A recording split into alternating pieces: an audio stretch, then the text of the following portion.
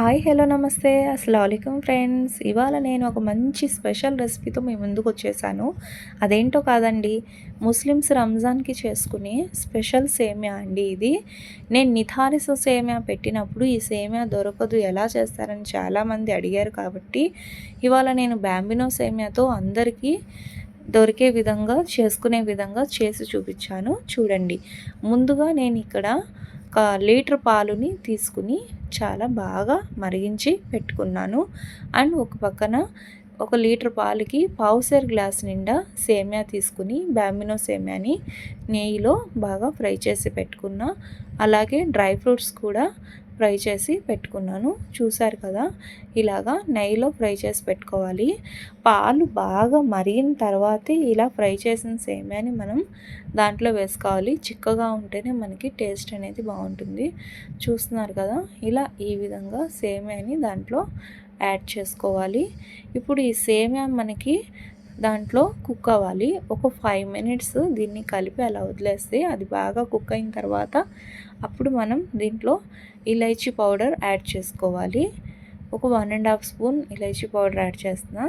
And next దీంట్లో నేను ఇప్పుడు బాదం నానబెట్టి స్కిన్ తీసేసి దాంట్లో కొద్దిగా జీడిపప్పు వేసి 2 కలిపి పేస్ట్ చేశాను.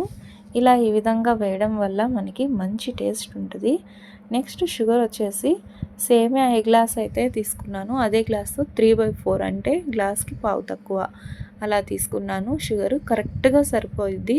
ఇంకా మీరు ఎక్స్ట్రా వేయాల్సిన అవసరం ఏమీ లేదు ఇదే కొలతలతో చేస్తే కనుక.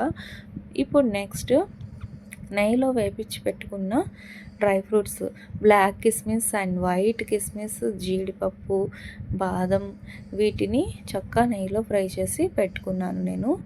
ఇది మీకు డ్రై ఫ్రూట్స్ దీంట్లో ఖజూర్ కూడా యాడ్ చేసుకోవచ్చు. మనకి ఇష్టమైన డ్రై ఫ్రూట్స్ ఇలా యాడ్ చేసుకొని ఇప్పుడు ఒకసారి ఇలా కలుపుకుందాం.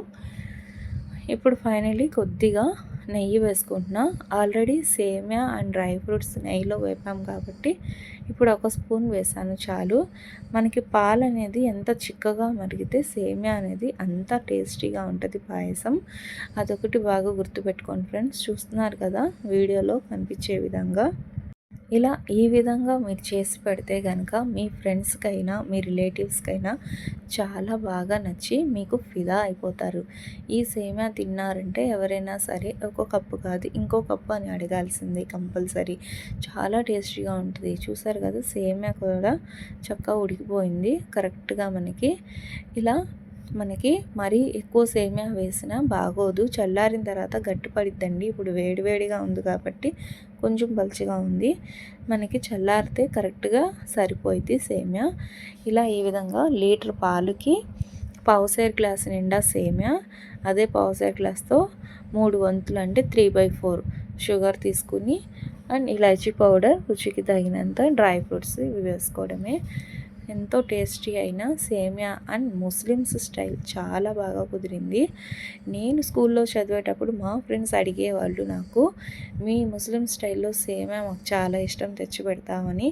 ఇలా ఈ వీడియో చూసారంటే మీరు ఎవరిని అడగాల్సిన అవసరం లేదండి, మీరే చేసుకోవచ్చు. ఎంత కావాలంటే అంత మీరు హ్యాపీగా తిని ఎంజాయ్ చేయొచ్చు.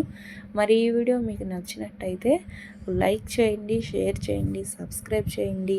మరిన్ని వీడియోస్ చేయడానికి సపోర్ట్ చేయండి ఫ్రెండ్స్. ఈ వీడియో మొత్తం మీరు చూసి డెఫినెట్గా ట్రై చేయండి అండ్ కామెంట్ బాక్స్లో కామెంట్ పెట్టండి. అల్లా హాఫీజ్ ఫ్రెండ్స్.